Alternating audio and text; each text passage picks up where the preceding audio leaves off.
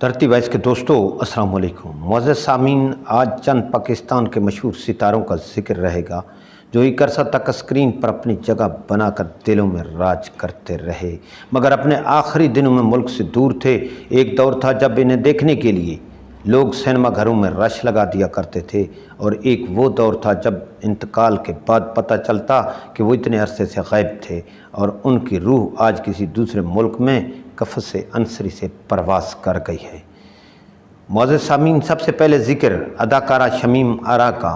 Pakistani cinema screen का वो चेहरा जिसे हसीन तरीन चेहरों में शुमार किया जाता था, और एक अरसा तक स्क्रीन पर राज करने वाली शमीम आरा थीं।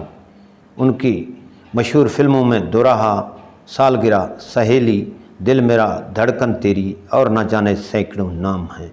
वो अदाकारी के बाद प्रोडक्शन की दुनिया में भी आईं और वहाँ भी अपनी कारकर्दगी का लोहा मनवाया। बदकिस्मती से अपनी ज़िंदगी के आखिरी सालों में वो बीमारी का शिकार हुई और फालिज ने भी उन पर हमला कर दिया। अपने आखिरी दिनों में 7 माह तक वो लंदन के अस्पताल में ज़ेर इलाज रहीं और वहीं उनका 5 अगस्त 2016 को इंतकाल हो गया। उनकी तदफीन पाकिस्तान के शहर लाहौर में हुई थी। सामीन, दूसरा ज़िक्र है पाकिस्तान की मशहूर एक्ट्रेस सबिया खानम का।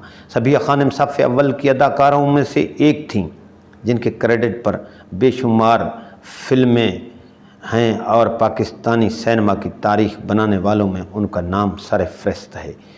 उनकी चंद कामयाब फिल्मों में से कुछ ये हैं: दो आंसू, देवर भाभी, सरफरोश, अंजुमन। वो गुर्दों के आर्ज़े में मुब्तला हो गई थीं और कई सालों से शोबे से अलहदगी के बाद अमेरिका में ही रिहाइश पजीर थीं, और ज़िंदगी को कामयाब अंदाज से गुजारने के लिए उन्होंने वहाँ भी काम किया और खाने की चीज़ें भी फ़रोख्त कीं। सबिया खानम का इंतकाल 13 जून 2020 को अमेरिका के शहर वर्जीनिया में हुआ और इन्हें वहीं दफन किया गया। सामीन, अब जिक्र करते हैं इंतहाई मकबूल इंसान नुसरत फ़तेह अली ख़ान का। पाकिस्तान का एक बहुत बड़ा नाम जिन्हें बैनुल-अक़वामी शोहरत मिली, बहुत कम उम्र में ही इस दुनिया से चले गए। वो काफ़ी बीमार हो गए थे और उन्हें जिगर और गुर्दों की बीमारी ने आन घेरा था। इंतकाल से पहले वो लंदन नहीं जाना चाह रहे थे, लेकिन इन्हें बहुत तकलीफ़ भी थी। सबके समझाने पर उन्होंने मुल्क से बाहर अपने इलाज को करवाना मुनासिब जाना, लेकिन वहाँ जाने के कुछ अरसा बाद ही उनका दिल के दौरे के सबब 16 अगस्त 1997 को इंतकाल हो गया। उनकी तदफीन फैसलाबाद में हुई थी। सामीन, अब जिक्र करते हैं रोही बानो का। पाकिस्तान का एक बहुत ही काबिल और बासलाहियत चेहरा, स्क्रीन पर अपने फ़न का लोहा मनवाने वाली मगर ज़ाती ज़िंदगी में परेशानियों का शिकार रहने वाली खूबरो अदाकारा रोही बानो की ज़िंदगी का आखिरी वक्त भी तकलीफ़ों और मसाइब में गुजरा।